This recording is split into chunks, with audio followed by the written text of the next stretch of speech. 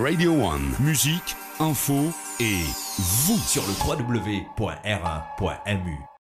Concernant la Banque de Maurice, la Banque de Maurice tient au début de l'année 7 milliards de dollars de réserves en devises, qui lui servent en cas de besoin pour le pays.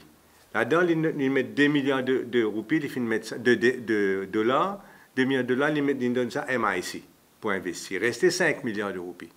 Depuis le confinement, la Banque de Maurice fin injecter sur le marché 600 millions de dollars.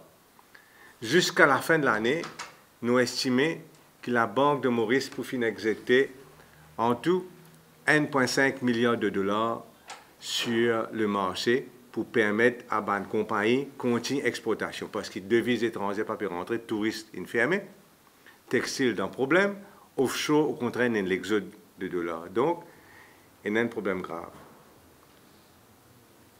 En bref, la Banque de Maurice pour retrouver avec la moitié de ce devise étrangère à la fin de l'année comparé au début de l'année. Ce 7 milliards de roupies, pour 3,5 milliards. Et bien sûr, en plus de ça, non seulement il paraît d'une façon très opaque de procurement d'une compagnie qui est établie ici à Maurice, qui est sur la liste des fournisseurs officiels du ministère, complètement bypass les autres compagnies qui peuvent rien à faire avec médicaments, peuvent gagner un contrat et l'équipement peut gagner un contrat dans compagnie étrangère. Tout ça paraît comme si c'est un arnaque bien planifié et bien planifié pour, bien sûr, mettre la main dans le fonds de l'État. Surtout qui nous pas à l'abri d'une seconde vague et ça un équipement tel un respirateur artificiel, etc., pas encore recevoir à l'île Maurice. Tout ça là, bien sûr, non seulement les dégoûts de mauriciens, mais aussi les affecter nos standing à l'étranger. Nous finissons gagner plusieurs scandales, un après l'autre, nos standing à l'étranger affectés à un moment que nous, sur la liste noire, que le gouvernement européen il refuse de nous sur la liste noire, nous encore, et nous pouvons venir dans la liste noire officiellement le 1er octobre, là nous là, avec une annonce, et tout cela peut rendre extrêmement difficile que nous sortions de la liste noire. STC nous permet de réitérer la demande de l'opposition pour une select committee. Tout ça affaire là. Pourquoi une select committee? Parce que quand maintenant nous pouvons get manière que le gouvernement traite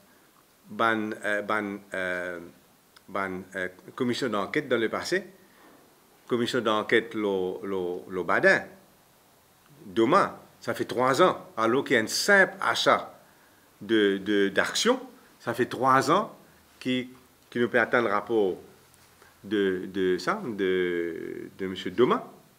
Commission d'enquête, la présidente Amina Gourib Fakim, ça aussi peut traîner, n'a plus de rien.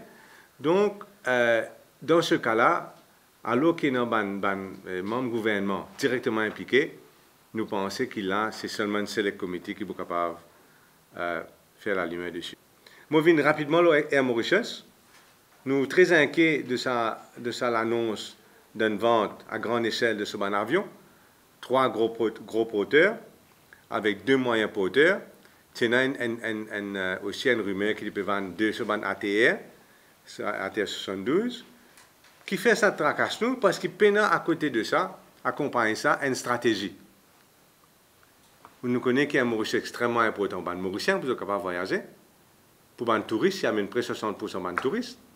Et aussi pour le textile, parce qu'il y a tout qualité de exportation.